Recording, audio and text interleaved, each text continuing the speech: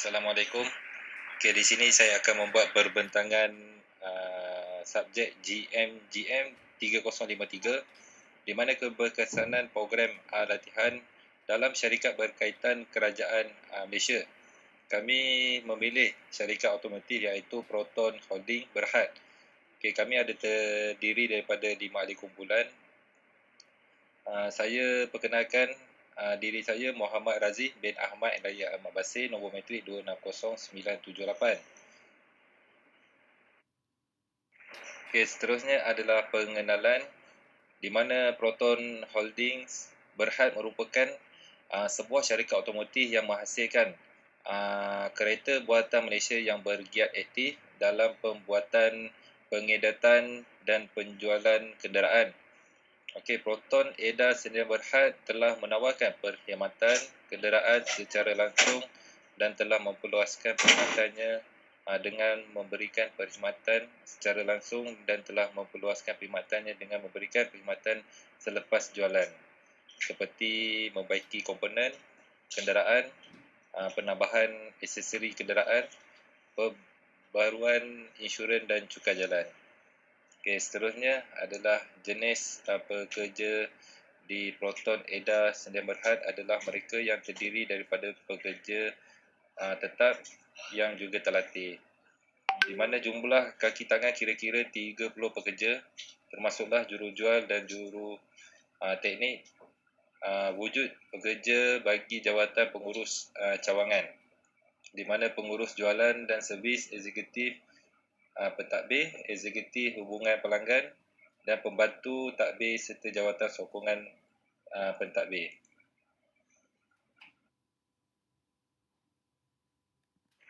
Okey, di mana Proton Holding Berhad membuat program latihan yang telah dilaksanakan, di mana ia merupakan satu aktiviti yang penting untuk dilakukan oleh mereka bagi memastikan matlamat dan objektif yang ditetapkan dapat dicapai dengan berkesan.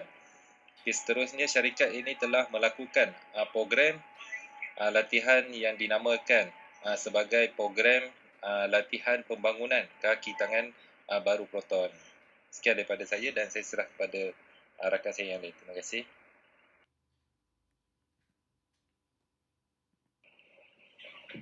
Terima kasih kepada sahabat saya Muhammad Razif. Assalamualaikum warahmatullahi wabarakatuh. Nama saya Muhammad Aiman bin Hassan, nombor matrik 260988. Saya pada kumpulan A, UX Sintok. Saya akan sambung pembentangan daripada sahabat saya untuk reka bentuk keperluan latihan untuk program latihan di Proton. Terdapat 5 reka bentuk keperluan latihan untuk program ini. Yang pertama, mengenal pasti objektif. Penetapan objektif sebagai harapan yang ingin dicapai oleh pihak pengurusan syarikat terhadap pekerjanya dan mengambil kira beberapa faktor sama ada faktor dalaman dan juga luaran di dalam proses menetapkan objektif tersebut. Objektif utama pihak pengurusan Proton adalah untuk meningkatkan pengetahuan dan kemahiran pekerja di dalam bidang automotif dengan lebih cekap dan produktif. Objektif program latihan adalah untuk memberikan pendedahan awal kepada setiap pekerja dengan memberikan bimbingan dan panduan dalam menyelesaikan sesuatu skop kerja yang diberikan. Faktor yang kedua, melakukan pemilihan bagi program latihan dan tenaga mengajar. Pihak pengurusan syarikat ini telah memilih program latihan yang memfokuskan kepada pembangunan kerjaya setiap pekerjanya. Dan syarikat ini telah mendapat khidmat dari pihak luar yang mempunyai kepakaran dalam industri automotif. Faktor yang ketiga, penyediaan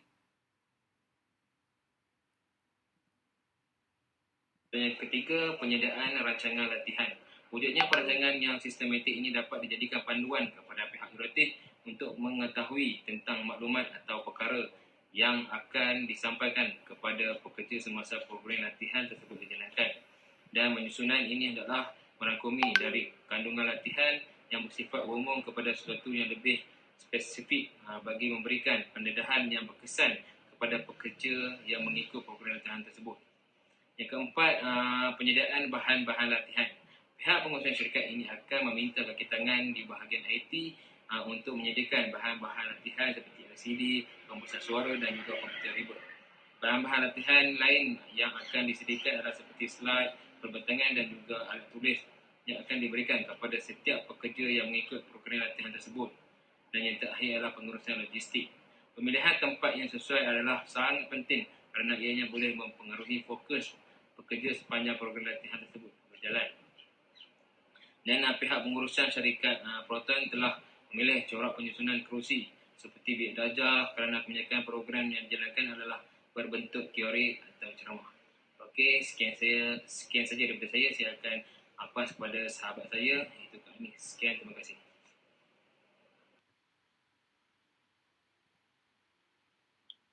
Okey, saya akan teruskan kepada fasa pelaksanaan program latihan yang dilakukan oleh Proton. Fasa pelaksanaan yang pertama iaitu aktiviti suai kenal, di mana pihak Proton telah mendapatkan khidmat daripada pegawai pelatih dari organisasi lain yang mempunyai kepakaran di dalam meningkatkan motivasi dan produktiviti kaki tangan untuk mengikuti program latihan tersebut. Seterusnya, peserta program latihan ini akan menjalani sesi ice breaking ataupun sesi ramah mesra bagi mewujudkan suasana yang harmoni dan juga keselesaan antara peserta yang mengikuti program latihan tersebut. Yang ketiga, tujuan pelaksanaan pada tahap ini adalah untuk menggalakkan komunikasi dua hala berlaku di mana ianya dapat menimbulkan kemesraan hubungan antara satu sama lain. Fasa pelaksanaan yang seterusnya adalah pengenalan program iaitu gambaran secara menyeluruh tentang program. Yang pertama, untuk memastikan semua peserta yang terlibat di dalam program ini mempunyai pendedahan tentang objektif ataupun matlamat organisasi ini supaya dapat menjalankan program latihan ini. Seterusnya adalah pelaksanaan program latihan yang dilakukan oleh organisasi ini adalah bertujuan untuk meningkatkan kualiti pekerja di organisasi ini di semua peringkat. Pada masa yang sama, ia dapat membawa kepada perkembangan sesebuah organisasi itu. Seterusnya, yang ketiga, di mana peserta menyenaraikan sasaran dan juga jangkaan program bagi tujuan untuk penambahbaikan. Okey, yang pertama, peserta yang mengikuti program latihan ini akan diberikan masa selama 15 minit untuk menyatakan pendapat ataupun pandangan mereka tentang program latihan ini. Yang kedua adalah strategi ini membolehkan pihak organisasi untuk mengetahui dan membuat penilaian terhadap keperluan kaki tangannya dengan lebih berkesan kerana pendapat atau pandangan itu datang dari kaki tangan mereka sendiri. Seterusnya adalah tujuan pelaksanaan pada tahap ini membolehkan pihak organisasi untuk membuat penambahbaikan dalam organisasi tersebut.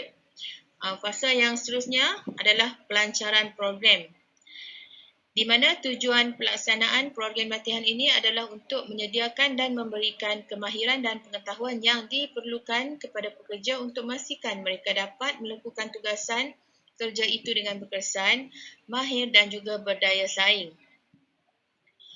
Seterusnya, program latihan ini tidak akan dilakukan secara berterusan tetapi ia akan dilakukan secara berkala mengikut kesesuaian waktu ataupun masa yang ditetapkan. Okey, saya teruskan kepada rakan saya yang seterusnya. Okay. Saya Muhammad Najmi Zainon, Menteri Amadu 0649. Untuk kaedah latihan bagi program latihan dan organisasi. Okay, program yang pertama iaitu lecture lah. Lecturer ini memerlukan jurulatih untuk menyampaikan kandungan program tersebut supaya pekerja-pekerja baru tersebut mempunyai pendedahan jelas ketika menghadiri program tersebut. Iaitu dia lebih lecture ini lebih memberitahuan kepada pendedahan kepada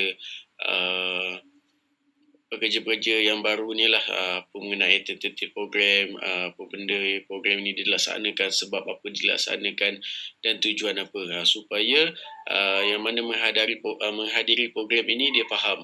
Okey, dan bagi memastikan program ini dilakukan dengan berkesan, syarikat ini menggalakkan komunikasi atau interaksi dua hala di mana ia dilihat lebih produktif dan dapat menarik minat individu yang terlibat di dalam program pengajaran dan latihan ini. Okey, untuk bagi yang ini lebih kepada interaksi lah antara orang kata apa, antara jurulatih dan juga peserta-peserta yang terlibat supaya dia boleh bertanyakan soalan sekiranya tidak faham dan juga boleh ada pertanyaan dan jawab balas lah untuk mengenai apa-apa perkara yang tidak faham.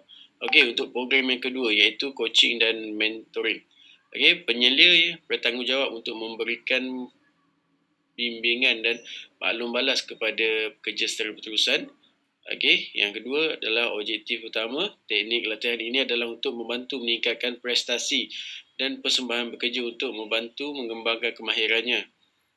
Yang ketiga, Proton melaksanakan program latihan ini kerana ia melibatkan mereka yang terdiri daripada kaki tangan dalaman sahaja, di mana jurujual yang mempunyai pengalaman akan memberikan bimbingan kepada jurujual baru tentang cara-cara untuk melakukan jualan.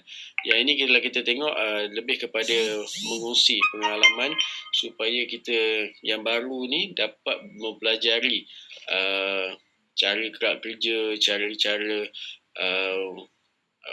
pekerjaan yang teknik-teknik yang betul lah kepada yang baru. Okey, seterusnya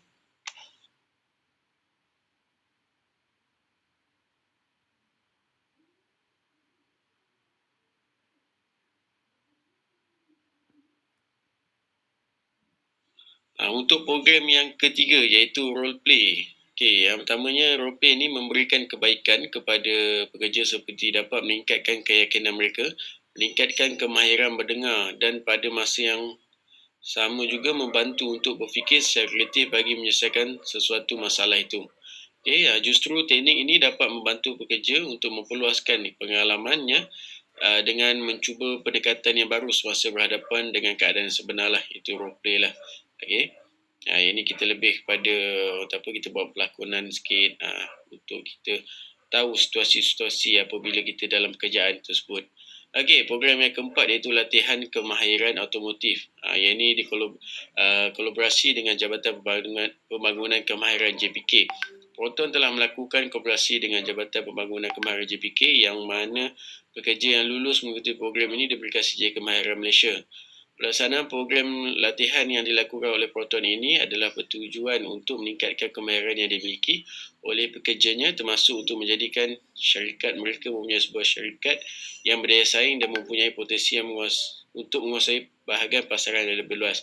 Kalau kita tengok daripada segi SKM ni, sekarang ni pun Proton dah banyak join dengan mana tempat pusat-pusat pendidikan. Kalau kita tengok ada sijil kemahiran kenderaan ringan, sijil kenderaan automotif, ada juga di banyak-banyak tempat lah seperti college community, dia mempunyai sijil kemahiran kenderaan ringan. Okey, seterusnya saya serahkan kepada sahabat saya. Terima kasih.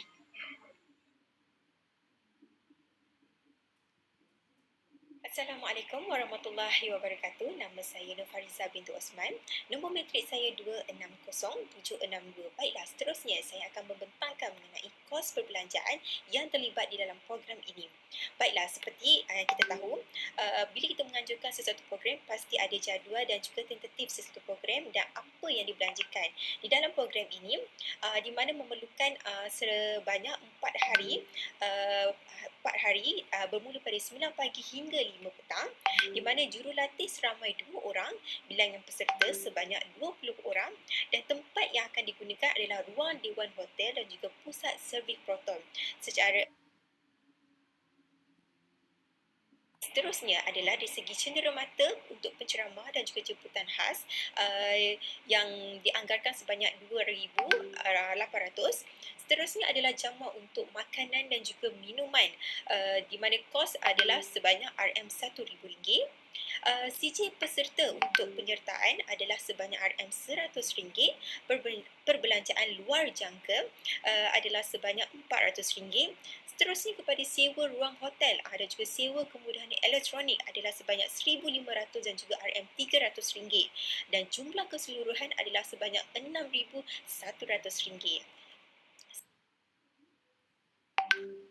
Seterusnya adalah dari segi tingkah laku, di mana penilaian ini akan dilakukan apabila pihak organisasi akan menilai sama ada peserta program latihan tersebut boleh mengaplikasikan apa yang telah dipelajari sepanjang program latihan itu berlangsung.